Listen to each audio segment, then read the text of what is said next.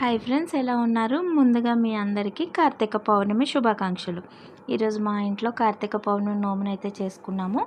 ఈ పూర్తి వీడియో మీరు చూడండి. నా వీడియో కనుక మీకు నచ్చినట్లయితే లైక్ చేయండి, సబ్స్క్రైబ్ చేసుకోండి. ఓకే ఫ్రెండ్స్, నేను పూజ కోసం ఈరోజు అన్నీ సిద్ధం చేసుకుంటున్నాను.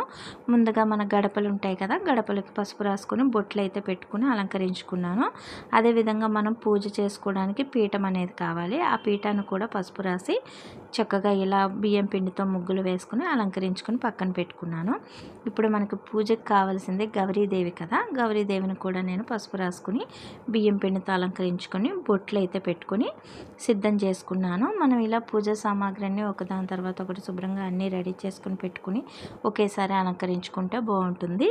కలసం కోసం చెంబులతో నీళ్ళు తీసుకున్నాను. దీనికి కూడా పసుపు కుంకుమ బొట్లు పెట్టాను. బొట్లు పెట్టిన తర్వాత ఇందులో కొంచెం అక్షింతలు, అలాగే పసుపు కుంకుమ చందనం వేసి అలాగే పువ్వులు పెట్టి అలంకరించుకొని పక్కన పెట్టుకున్నాను. అలాగే మనం దీపారాధన చేయడానికి కుందులు కావాలి కదా, వాటికి కూడా బొట్లు పెట్టుకొని దీపాలను వేసుకొని ఒక చోట పెట్టుకున్నాను. ఇలా పూజా సామాగ్రి అంతా ఒక చోట పెట్టేసుకున్నాను. ఇప్పుడేమో మనకి పూజలో పెట్టుకునే పళ్ళు పత్రి అన్నీ ఉంటాయి కదా, అవన్నీ కూడా వాటర్ వేసి శుభ్రంగా క్లీన్ చేసుకుని వాటిని కూడా సిద్ధం చేసుకున్నాను.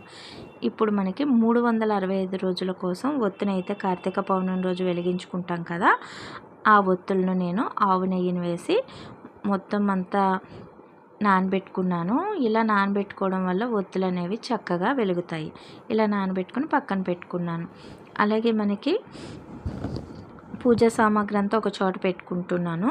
అలాగే ధూప్ స్టిక్స్, తర్వాత అగరబత్తీసు, పసుపు కుంకుమ గంధము, అలాగే పూజకు తోరణాలు అనేవి ఉంటాయి. ఆ తోరణాలు, ఆకు వక్క, పసుపు కొమ్ములు కావలసినవన్నీ కూడా ఒక చోట పెట్టేసుకున్నాను. ఇప్పుడు మనం నెలంతా ఒత్తులు వేస్తాం కదా, అవి ఎప్పుడైనా మిస్ అయినవి కూడా ఉంటాయి కదా, అందుకని మనకి నెలకి సరిపడా ఒత్తులు అయితే వేసుకుంటాము. 32 ఒత్తులు 33 ఒత్తులు కింద లెక్క పెట్టుకొని ఆ ఒత్తుల్ని ఇలా సింగిల్ ఒత్తు కింద చేసుకుని నేతిలో నానబెడుతున్నాను. అందరం వెలిగించుకోవడానికి ఉంటుంది. అలాగే ఒత్తులు తయారు చేసి నానబెట్టేసుకున్నాను. ఇలా నానబెట్టేసుకుని పక్కన పెట్టుకుంటే ఒత్తులు అనేవి బాగా వెలుగుతాయి. అయితే ఇప్పుడు ఈ ఒత్తులు పెట్టడానికి మనకి ప్రమిదలు కావాలి కదా, బియ్యం పిండితో ప్రమిదలు అనేవి చేస్తున్నాను. ఇది బియ్యం పిండి, కొద్దిగా ఆవు నెయ్యి, కొంచెం బెల్లము వేసి ఇలా ముద్దలా చేసుకుని చిన్న చిన్న ఉండలు చేసుకుని ఇలా ప్రమిదలాగా చేసుకుంటున్నాను. మనం 365 ఒత్తు పెట్టుకోవడానికి సరిపడా ప్రమిదలాగా చేసుకున్నాను. అలాగే అన్ని ప్రమిదలు చేసుకుని సిద్ధం చేసుకున్నాను అనమాట. ఇంట్లో పూజ చేసేటప్పుడు వెలిగించుకోవడానికి కొన్ని ఒత్తులు, అలాగే దేవాలయానికి వెళ్తాను కదా, అక్కడ వెలిగించడానికి కొన్ని రెడీ చేసుకున్నాను. ఈ డబ్బాలో పెట్టుకున్నవి, బాక్స్లో పెట్టుకున్నవి టెంపుల్లో వెలిగించడానికి అనమాట. వీటిలో కూడా ఆవు నెయ్యితో నానబెట్టిన ఒత్తులన్నీ కూడా పెట్టుకున్నాను. దీపారాధనకి ఆవు నెయ్యి కానీ గానుగ నూనె కానీ వాడుకుంటే మంచిగా ఉంటుంది అన్నమాట. ఇప్పుడు అమ్మవారికి గౌరీదేవికి వేయడానికి మనకి పసుపు బొందు అనేది కావాలి. అది 11 పేటలతో తీసుకొని పసుపులో నానబెట్టుకున్నాను. అలాగే పూజ చేసేటప్పుడు మనం తోరణాలు కట్టుకుంటాం చేతికి, ఆ తోరణాల కోసం కూడా 5 పేటలతో దారాన్ని ఒక దండ కింద చేసుకొని వాటిని కూడా పసుపు వేసి పూర్తిగా పసుపు పట్టిన తర్వాత తీసి పక్కన పెట్టుకున్నాను. ఇప్పుడు పూజ దగ్గర పళ్ళు పువ్వులు అన్నీ పెట్టి అలంకరించుకుంటున్నాను అనమాట. మొత్తం అన్నీ కూడా పెట్టేసి సిద్ధం చేసుకుంటున్నాను. ఇక్కడ శివయ్య దగ్గర తోరణాలు ఉన్నాయి కదా, ఇవి కార్తీక పౌర్ణమి స్పెషల్ తోరణాలు అనమాట. నోములు ఉన్న వాళ్ళు ఈ తోరణాలు తెచ్చి పూజ చేసుకుంటారు. ఆ తోరణాలను కూడా శివయ్యకి అలంకరించేశాను. అలాగే ప్రమిదలు ఒత్తులు వేసి పెట్టేసుకున్నాను. పూజకి కావాల్సిన అన్నీ కూడా పత్రి, పువ్వులు, పళ్ళు, కాయలు, అలాగే ప్రమిదలు, ప్రసాదం మొత్తం అన్నీ కూడా ఒత్తులు అన్నీ సిద్ధం చేసి రెడీ చేసి పెట్టుకున్నాను అనమాట. మొత్తం రెడీ చేశాక దేవుడు అలంకరణ అయితే ఇలా ఉంది. మొత్తం అన్నీ సిద్ధం చేసుకున్నాము. ఈ నోములుకి ప్రసాదంగా ఒక్కొక్కరు ఒక్కొక్కటి తయారు చేసుకుంటారు వాళ్ళ ఆచారం బట్టి.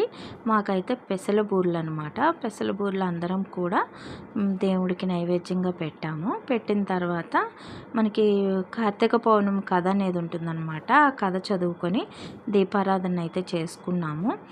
ఆ కథ పూర్తయిన తర్వాత శుభ్రంగా కొబ్బరికాయలు కొట్టేసి మనం హారతి అనేది దేవుడికి ఇవ్వాలి. హారతి ఇచ్చేసిన తర్వాత ఒత్తులు అనేవి అందరం వెలిగించేస్తాం. వెలిగించేసాము. వెలిగించేసి దేవుడికి హారతినిచ్చాము. ఈ విధంగా పూజ అయితే పూర్తయింది. పూజ అయిపోయిన తర్వాత శివాలయానికి అయితే వెళ్ళాము. శివాలయంలో కూడా పూజ చేసుకొని ఒత్తులు అనేవి వేసుకుంటామని చెప్పాను కదా, ఆ ఒత్తులు వేసుకోవడానికి శివాలయానికి అయితే వెళ్ళాము. అందరం శివునికి అభిషేకం చేసుకున్నాము. అభిషేకం చేసుకున్న తర్వాత పూలతో అలంకరించి శివయ్యకు నైవేద్యం పెట్టి అలాగే ఒత్తులు వెలిగించాము. పూజ అంతా అయిన తర్వాత ఒత్తులన్నీ వెలిగించిన తర్వాత శివయ్య దగ్గర వెలిగించినవి కాకుండా కొలంలో వదలడానికి కూడా ఒత్తులు అనేవి వెలిగించామన్నమాట. అందరూ ఒత్తులు వేసేసుకున్న తర్వాత కొబ్బరికాయ కొట్టేసి నైవేద్యం పెట్టుకున్నాము. పెట్టుకున్న తర్వాత ఈ ఒత్తులు అనేవి కొనలో వదులుకున్నాము. ఇదివరకు కూడా చెప్పాం కదా, మా ఊర్లో కుక్కటేశ్వర దేవాలయం ఉంది. ఆ శివాలయంలో కోనేరు ఉంటుందన్నమాట. దీపారాధన చేయడానికి చాలా బాగుంటుంది. ఈ కార్తీక పౌర్ణమి అయితే చూడడానికి 2 కళ్ళు సరిపోవు, ఒత్తులు అవి వదులుతూ ఉంటారు. అలాగే మా పూజ అయిన తర్వాత గుడిలో జ్వాలా తోరణం అని చేస్తారు కదా, కార్తీక పౌర్ణమి రోజు ఇలా జ్వాలా తోరణం అనేది కడతారు. ఈ కింద నుంచి మంట మండుతూ ఉంటుంది. ఈ కింద నుంచి దేవుణ్ణి అయితే ఊరేగిస్తారు. ఆ దేవుడితో పాటు ప్రజలందరూ కూడా, భక్తులందరూ కూడా 3 ప్రదక్షిణాలు చేస్తారు. తెలిసి తెలియక చేసిన పాపాలన్నీ కూడా దీని కింద మనం ప్రదక్షిణం చేయడం వల్ల తీరిపోతాయని నమ్ముతారు. ఓకే ఫ్రెండ్స్, నా కార్తీక పౌర్ణమి పూజ అయితే ఇలా జరిగింది. మీరు ఎలా చేసుకున్నారో కామెంట్ సెక్షన్లో కామెంట్ చేయండి. నా వీడియో కనుక మీకు నచ్చినట్లయితే లైక్ చేయండి, షేర్ చేయండి, కామెంట్ చేయండి.